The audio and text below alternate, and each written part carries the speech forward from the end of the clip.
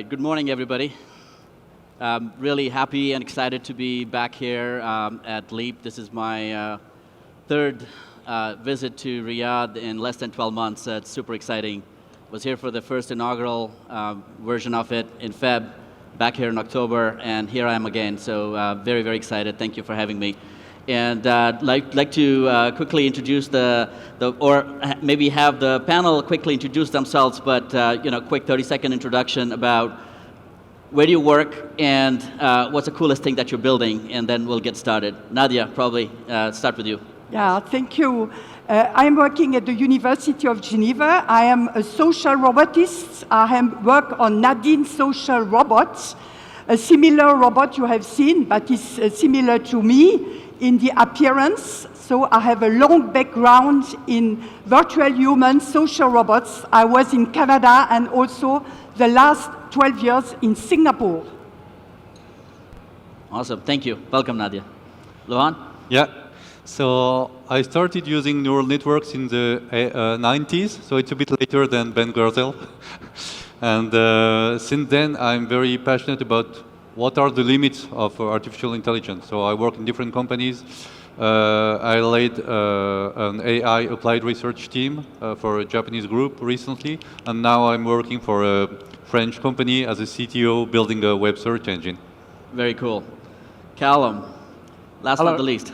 Hello, everybody. I'm Callum. I'm a writer and speaker about the future of AI. I wrote Surviving AI and the Economic Singularity. I'm particularly interested in how we can transition to a world post-jobs and a world with superintelligence. Awesome. Well, thank you, everyone, to be here. We talked about what we're going to discuss at this panel, and we agreed that we're going to keep it interesting. So maybe stay away from the cliched stuff, but maybe get into some really important questions. But let's start with a quick definition of your definition of reality, intelligence, and consciousness. And perhaps maybe Nadia, you can start, and then we'd go in this order.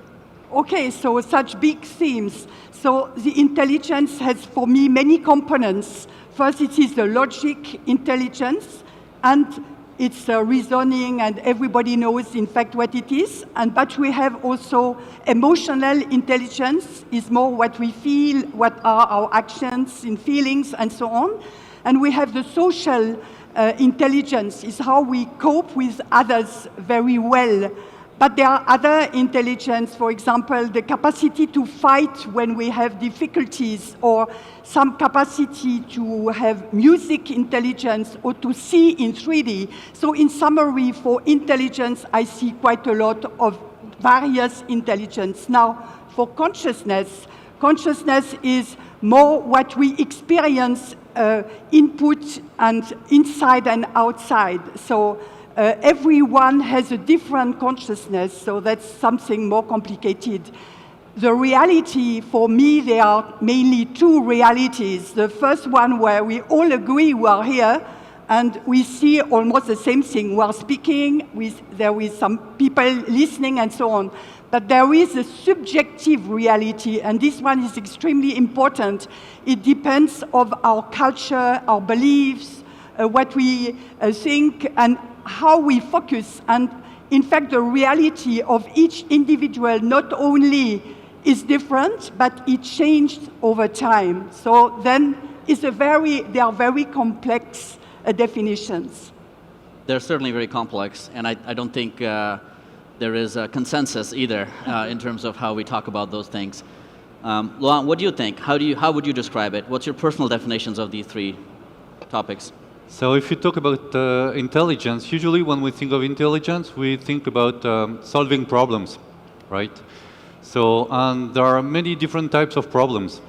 And the problems AI is capable of dealing with at the moment is called, we call that narrow intelligence, because it's able to solve problems that are very well defined in a specific context, where we define all the things that comes as input, and as a result, they give output. So the problems have to be very well formalized in a limited context. And when we talk about AGI, it's something else. It's about dealing with any kind of situation. which is not well formalized initially. And that's what humans are able to do. And we're able to do that because, as Nadia said, we have a subjective experience and consciousness that enables us to create new concepts. So from our perception of reality, we are able to create concepts. So we don't need a formal system to begin with. We create the formal systems. We don't just solve problems, we invent the problems. Right. And what would you say, I mean, how would you very simply describe consciousness, from a perspective of what we're trying to implement in AI today? I think consciousness is the thing that makes it possible for us to, starting from our perception of reality, build concepts that we can do reasoning on. Mm-hmm. So it's a long chain of starting from the perception of reality to reasoning and creating a world of abstractions that make sense to us. And I don't think machines will be able to do that, because machines are, by definition, we create machines based on a formal, very well-defined and limited system, and they cannot escape this system. They're trapped in this system. And this is the opposite of the consciousness, that it's able to deal with any situation and based on our perception, create new concepts. Because the concepts and even political, economical, social institution or scientific theories are good for some period of time, and then we have to rethink about them, we have to reinterpret them, and it's not something static, it's something dynamic. And this is totally the opposite of a machine where everything has to be defined. We don't know how to do differently with a machine. And we'll talk a little bit more in detail about that topic in a few seconds, in a few minutes. Callum, what's your take on reality, intelligence, and consciousness? So I think a panel is always much more interesting when people on it disagree, and I'm delighted to say that I completely disagree with Laurent about consciousness, but I do agree with him about intelligence. I think thinking about it as a way of solving problems is a good start. There's a good four-word definition of intelligence given to me by my good friend Daniel, who's sitting there. Intelligence is goal-oriented, adaptive behavior. So an entity is intelligence if it pursues a goal and it learns and changes its behavior as it's pursuing that goal. And in the world today, we see a lot of different levels of intelligence. From worms have a limited level of intelligence. We have quite a lot. We've no reason to believe that humans have the maximum possible level of intelligence in the possible space of intelligences. Out there in the universe, there may be beings much more intelligent than us. We are likely to create machines much more intelligent than us. Consciousness, somebody's throwing paper darts at us. Consciousness is a more vague concept, harder to grapple with, because you can't really apply science to it. But we all know what it is. In fact, consciousness is the only thing we really know. Consciousness is what it's like to be me, what it's like to be you. There's a very famous article written by philosopher Thomas Nagel who wrote about what it's like to be a bat. Presumably a bat has experiences of life, and that's its consciousness. The two things, consciousness and intelligence, are quite separate. It's clearly possible to have intelligence without consciousness. Maybe it's possible to have consciousness without intelligence, we don't know. I disagree completely with Laurent that it's impossible to create machines with consciousness. We don't know yet whether that will happen. Yeah, disagreement is good. It's an exciting time for all of us involved in the AI arena. There's a lot of important questions being asked. There's a lot of interesting debates that are happening. Certainly there's a lot of interest from the community, which makes it even more fun because there's engagement. So let's get into the gnarly stuff right away, as you've sort of already set the stage for it, Callum. So, as Donald Hoffman would potentially say, our computers are not necessarily like our human brains. They process information very differently. They use different mechanisms to translate information between different parts and achieve coherence. And it's not necessarily adequate. A computer is not necessarily an adequate representation of a brain as it stands today. And I know, Laurent, you would agree with that assertion that it's probably impossible, in your opinion, to achieve a conscious AGI using just information processing models. And I also have here my friend here, Yosha Bak. He's sitting here. He's visiting Deep Tech. We'll talk later today. And I'm going to paraphrase. I think Yosha would say that human brains are very similar to Turing machines, and and so, for example, there are finite state machines that can compute representations and compute functions, and so there is a conflict. How do you guys resolve it? I want to sort of hear your opinions on this. How similar are we, brain-wise? Are we, looking at the problem the right way, or there's a disconnect? Maybe Lohan, you could start. Yeah, And then we this go is my with Callum. favorite topic. So. And then we'll have Callum speak to it next, and then Nadia chiming in. Thank you. Please, go ahead. So yeah, many people, at least in the scientific world, and especially in the AI domain, many people think that the brain is just doing information processing, and even beyond the brain, that everything is information and information processing, that the whole world is information processing. And when you think this way, you often come up with the idea that everything can be a simulation, like in the Matrix movie. So, and to me, it's totally a reverse way of thinking of what we do, how we think as human, and what reality is. Because, okay, information processing is a way of representing what happens in the world. It's totally useful, and you can do many things, like any scientific theory. But any scientific theory is reducing the reality. It's not there is no one single scientific theory or model of the reality that can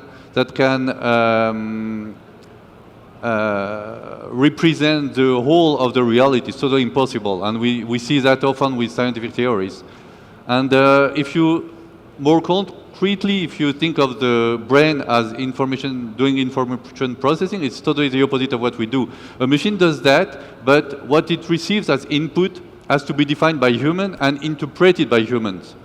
And what it produces as an output has also to be interpreted by humans. Without the human interpretation of information, there is no meaning at all. So, okay, machines do information processing, but what information means, what the pieces of information mean, is only visible to human beings. To a machine, there is no meaning at all. This is a thought experiment by John Searle that many people know about, and that's the consciousness to me is different. I see it differently than you do, because I think it's what allows us to create the concepts and create formal system and create representations of the reality from outside the system. And the computers are trapped in a formal systems where the only useful thing in the information they deal with appears when it's interpreted by human beings. Okay. Callum. Well, I think it's an open question as to whether we actually have meaning in our lives. Maybe we create the meaning ourselves, maybe meaning comes from God, maybe there is no meaning in our lives, but I see absolutely no reason to state that machines will never be able to create meaning. I don't see why we can eliminate that possibility at the outset. There's, broadly speaking, two ways of creating a super intelligent machine. One is to carry on doing the AI research that's going on now, both in neural nets, and as Ben was talking about this morning, both in neural nets and also symbolic AI, and those two are probably going to have to come together, and there may be some other conceptual leaps that have to happen before we can get to AGI, artificial general intelligence, a term invented by Ben, and then super intelligence. That's one way to do it, carry on doing what we're doing. The other is to take a human brain, preferably from somebody who's stopped using it, chop it up really sliced thinly, and scan each of those slices to the submolecular level and then recreate the pattern of that machine inside silicon, inside a silicon machine. Now, if we create an exact replica of a human brain in silico, it will do what a human brain does. And what a human brain does is to create a mind.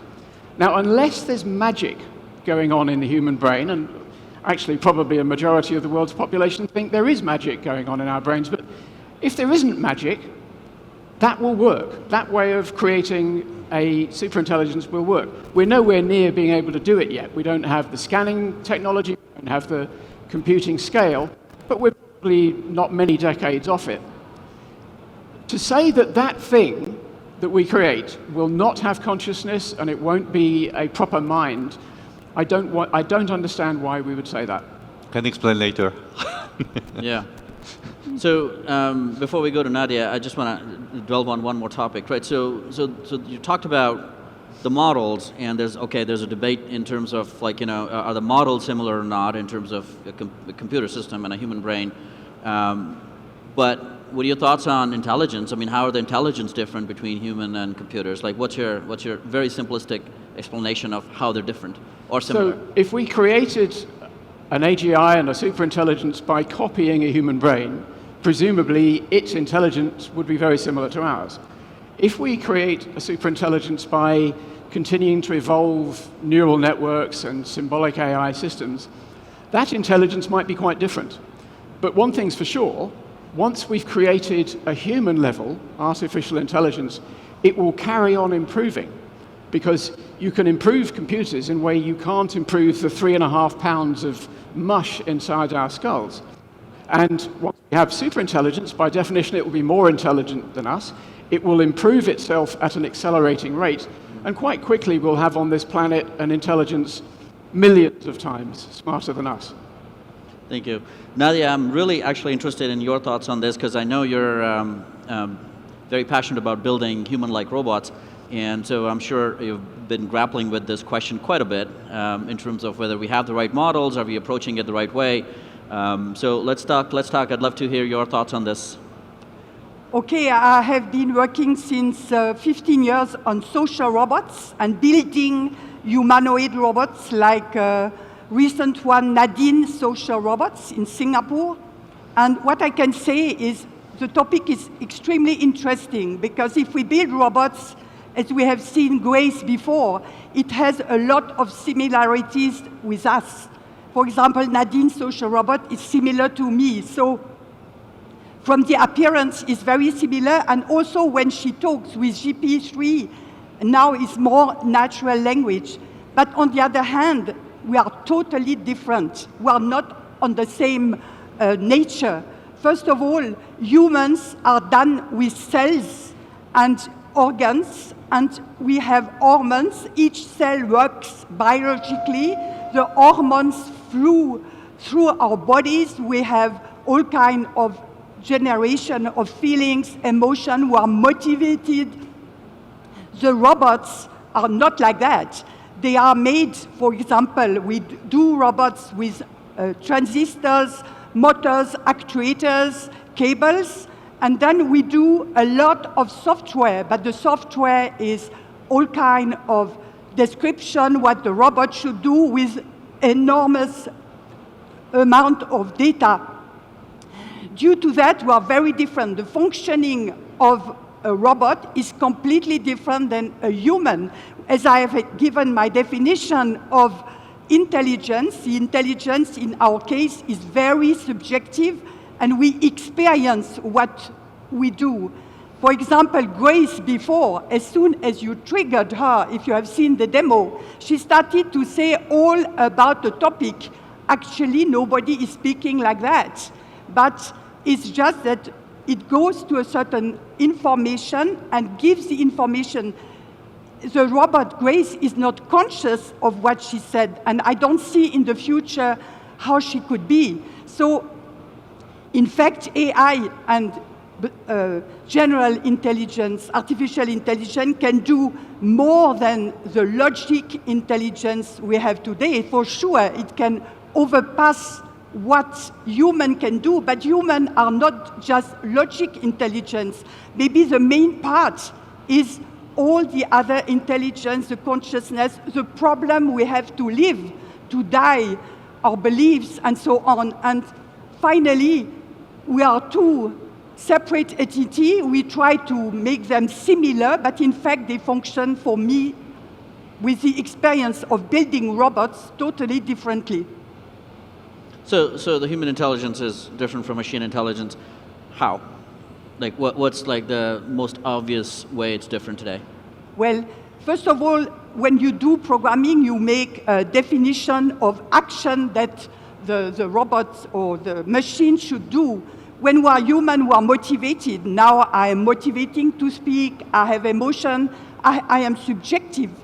Maybe I say this now, but next time I won't say the same because it depends how I feel, how I experience my body, my history, and so on. So there are a lot of similarities in the output, but how it is experienced is totally different. Right. And that's the reason why there are differences, big difference between real humans and Right. or real intelligence and AGI. Yeah, and of course, I mean, just to set the stage, there's no consensus on this topic today. I mean, certainly there's a camp that believes that there is no difference, and then there's a camp that believes there's a significant irreconcilable differences.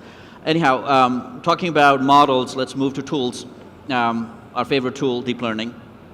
There's another debate whether it's really the right tool and it can deliver us towards the promise of AGI.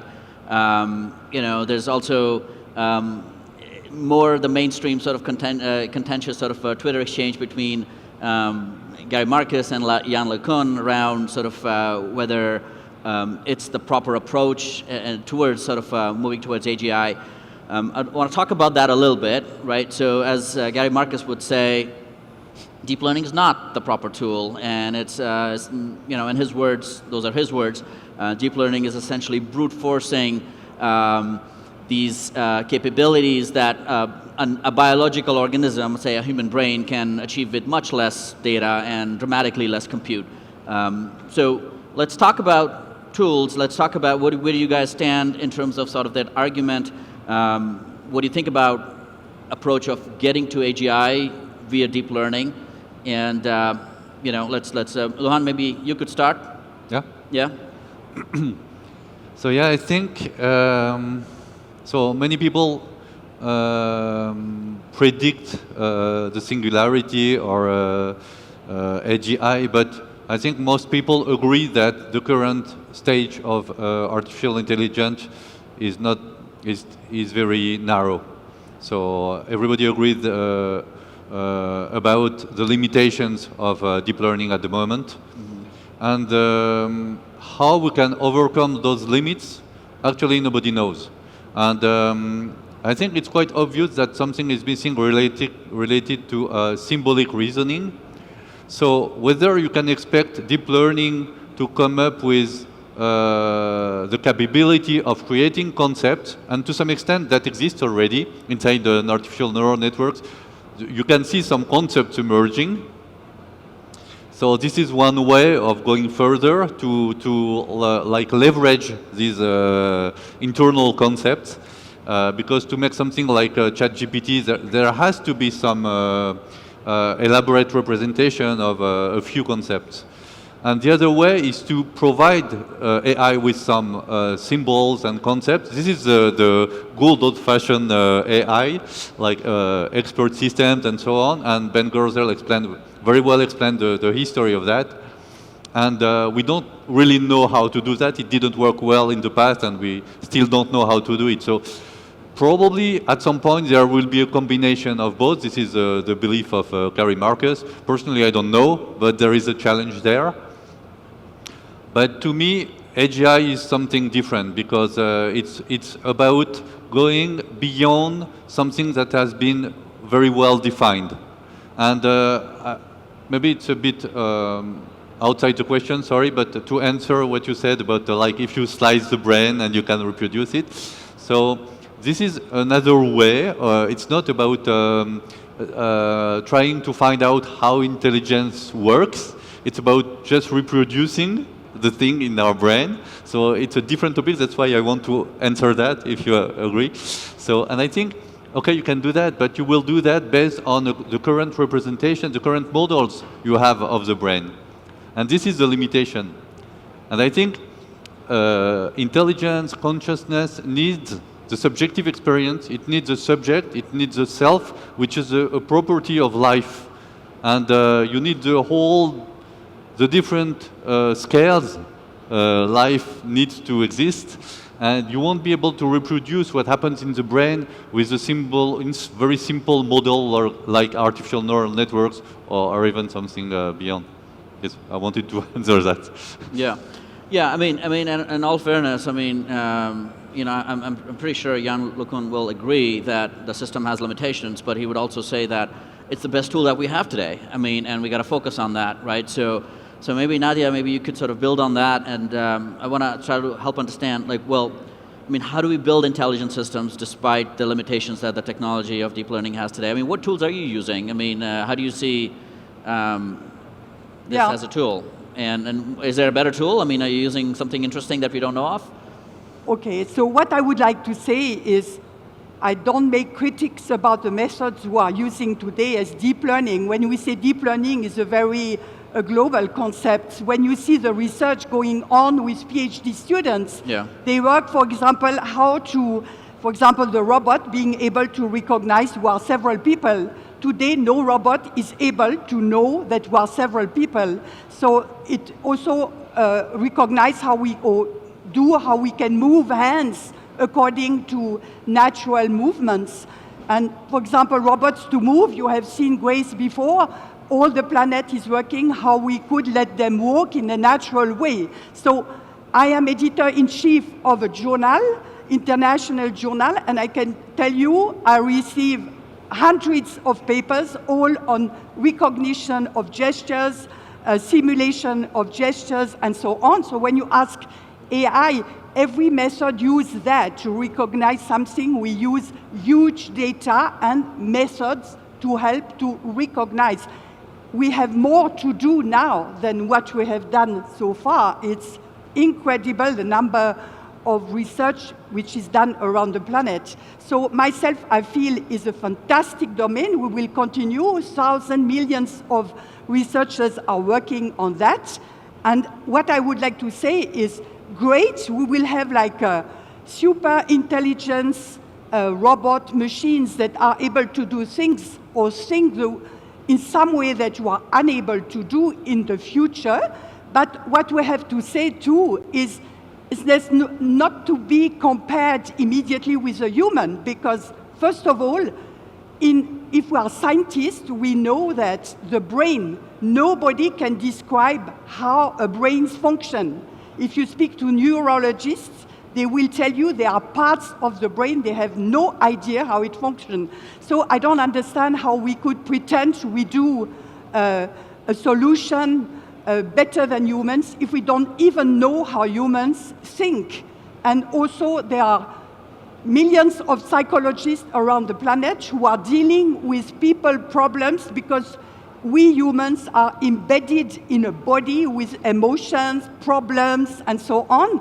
So in this case, the two are different. What I see in the future, we will have machines which are probably in many fields more capable logically for doing things, but the main problem is how to solve hunger, how to solve poverty, illnesses, and so on. And I think it's urgent that we see why we are developing AI, and not AI or per se, because it has no sense. I think if we humans create AI, then it's for us, not for everybody else. So it should serve us and humanity. So I think it's the first problem to solve. Okay. Thank you. You got a bunch of people who really related to what you just said there. All right, so to continue that conversation, Callum, love to get your take just to sort of resurface the conversation. I want to understand your point of view on the tools that we're using today, primarily deep learning, And then if you think it's adequate or inadequate, or, I mean, of course, we all agree there are limitations, but then how do we get past those limitations? Okay. Before I do that, I'd like to address this claim, which I think Nadia and Lauren both have, that we cannot build a brain, we can't replicate a human-level brain without understanding how human brains work. And I think that is a completely false argument. When the Wright brothers built the first working aircraft, they had no clue how it worked. We still actually don't know how aircraft fly. Recently, people started thinking that there's some quantum effects happening at the edge of the wing of an airplane which contribute to the lift. So we've been flying for nearly a century. Loads of us around the world have flown. We don't know how we do it. So I don't see why we should believe that we have to understand down to the last detail how a human brain works in order to be able to replicate one. Now, as regards deep learning and whether it's enough, I frankly don't know. I don't think anybody knows. But I like the idea, and Yosha can tell us later whether this is complete nonsense or not, that it's similar to the two forms of thinking that human brains have. So Daniel Kahneman wrote a very famous book called Fast and Slow Thinking. Fast thinking is emotional, intuitive, as the name suggests, it's fast, and it's about pattern recognition. It's looking at a savanna and recognizing the pattern of a leopard out there and knowing very quickly that what you need to do is run away. We have another form of thinking, which is the slow form, which is, in a nutshell, logical thinking, sequential planning thinking. Now, I used to think that deep learning was like pattern recognition and was fast thinking, and that it wouldn't on its own be enough. And a lot of people think that we have to recombine deep learning with the older form, good old-fashioned AI, symbolic AI, which is like Kahneman's slow thinking. It's logical, sequential. I used to think until last year, really, or sorry, until this year, when GPT-3 and ChatGPT started doing things, and it is a deep learning system, started doing things which looked a lot like symbolic. It started to be able to plan. So I'm wobbling now back into the camp of people who think maybe deep learning will get us there on its own. My hunch is that we still have to recombine the two, and there may be some further conceptual leaps we need to make. One thing we should remember is that we are very early in the development of AI. The science of AI was born in 1956 at the Dartmouth conference, so we're in early days. And the last thing I'd say is Nadia is quite right. What we need to do is, as we evolve more and more advanced AI systems, we need to make sure they work to the extent we can do this. We need to make sure they work for our benefit and not to our disbenefit. Yeah, I think one of those few things that we would all agree on. So that's good. But I'm not ready to give up on this topic just yet. It's so much fun, right? So I want to go back to you, Johan, on this. Is like, so what is real? I mean, what is your concept of reality? What is real? Because you have a very specific view that there's something more. It's not, the computers are not an adequate representation of the human brain. It's not just a finite state machine. Yeah. There's this magical aspect of some sort. I don't know if you want to use that word or not, but then what is the reality? What is, I mean, is this, are we... So first, I don't think there is any magic. Good. I think what we know about reality is just what we perceive as life forms. We have perception and we perceive something. This is what we know about reality. It starts from that.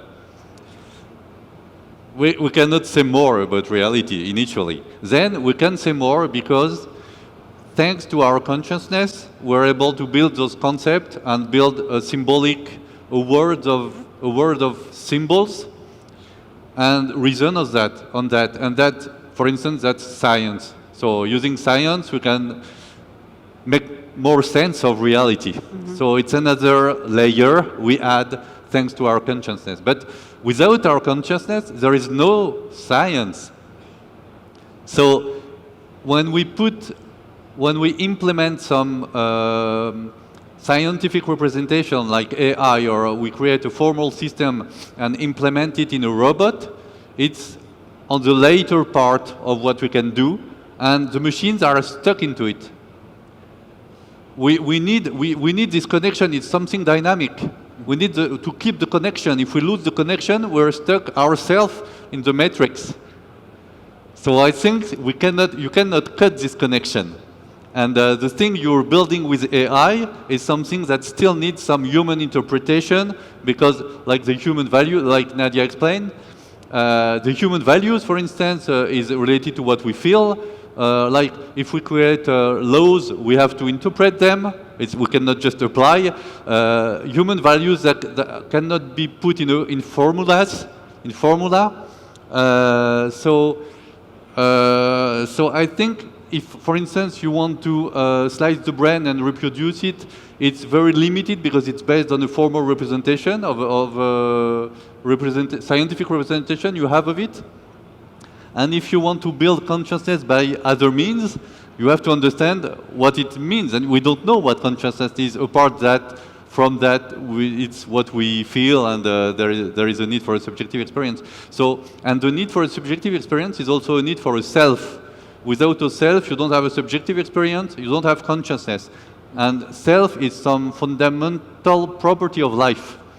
So if you are able to recreate life, but we're not God and we are not able to reproduce life, I think, I don't believe in God personally, but I think we're not able to recreate life or the whole world. It's totally impossible, it's crazy. Do you think it's impossible in principle for us to recreate life, or you just don't think we've been able to do it yet? No, maybe we can, I can't say, of course, but I think it's not possible for us to recreate something we're inside.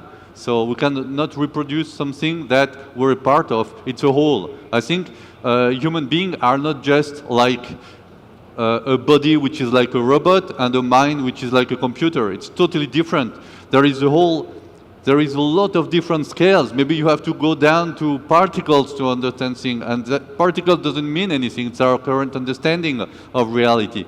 And we will never be able to understand the whole reality at the different layers, different scales. We just have some understanding in a particular context, in a particular period of time.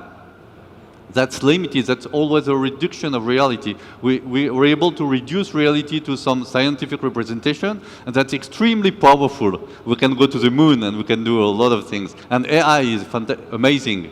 But it's still limited and very small compared with what life is and what the brain does and human mind is. I don't understand why you're convinced that we will never be able to understand the full stack. And you may be right, but you may be wrong. But I also think that you're wrong to argue that just because we don't understand something in detail, we can't replicate it. And I think the aircraft example is a perfectly good counterexample of that. Yeah. So maybe that's a good segue into, we're almost out of time, but I want to maybe wrap up on this topic. Nadia, maybe you can start. So will we get to sentient AI? I mean, is it possible? Can we achieve it? And yes, no, and if you think yes, then when? I would say no, because the error, to my opinion, we do is to equal human intelligence, human emotion with machine. Yeah. We simulate everything, and if it's useful for humans, great. It's empower humans with a capacity that is absolutely fantastic, and it's the reason why I spend all my life to work on, let's say, before AI, modeling virtual humans. If I have just the time, I'd just like to tell you something. In the New York Times, there was a paper, AI is not sentient, is your question. Why do people say it is? That was the title of the paper.